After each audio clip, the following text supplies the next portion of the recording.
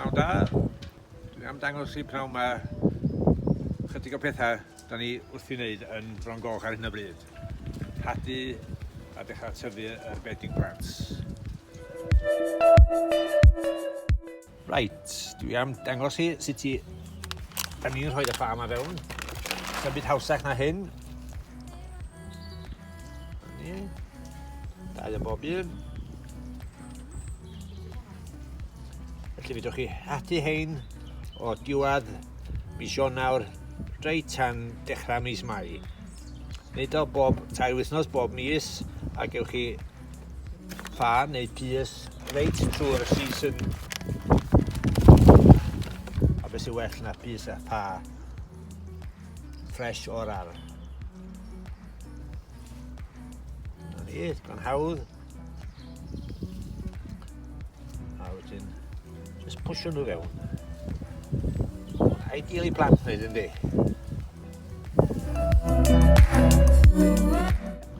A rhywbeth debyg rwan efo'r sweet peas. Fe oedd yn had yn tyfu lot o hein, ystalwm.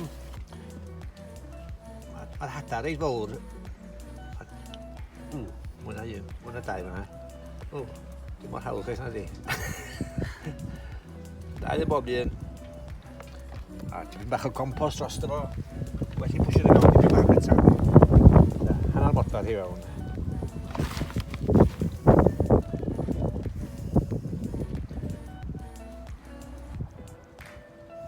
A tipyn bach o compost drosto nhw. A dyna ni. Dyma'r rhai nes i hadu tua 2 wythnos yn ôl. Fel da chi'n gweld, maen nhw'n tyfu. Wedyn dwi am symud nhw rwan i lle arall. Twll bach efo mys. Ac mynd o dan efo ryw pensel neu rhywbeth. Dyna'r greiddyn. Jyst gweithio fe fewn i'r twll. A cael o fyny. Hein yn neis. Chi'n weld y plesar dwi'n gael wneud hyn. Dwi wedi rhoi label yn bob un o hein. Wedyn unig peth arall, nes i eisiau rhoi dŵr dyfrio nhw gyd. Sy'n rhaid i chi rhoi nhw mewn gres. Fi'n neud thro heb gres, ond bydd o'n dipyn bach yn gynt. Os gyda chi rhyw propagator bach. Afternoon, here we are at Fron Goch. It's middle of February and we are going to show you what we are sowing at the moment at Fron Goch. Here we are. I'm sowing the beans now and peas, 2 seeds per cell. Just push them in an inch or so down. What could be easier than that? And then cover them with a little bit of compost.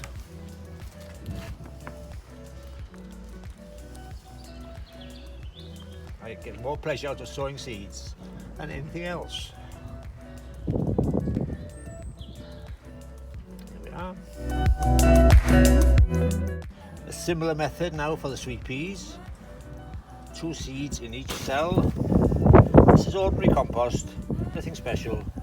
They're pretty easy to grow.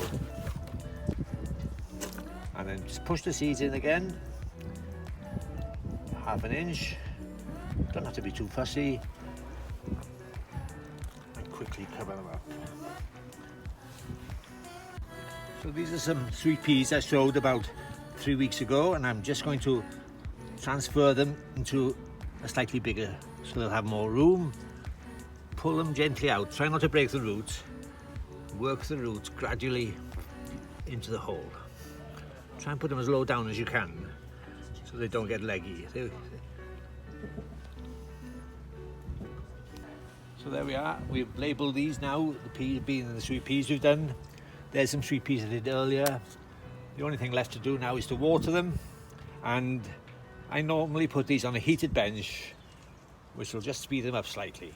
You don't have to use heat, they will grow quite quickly otherwise.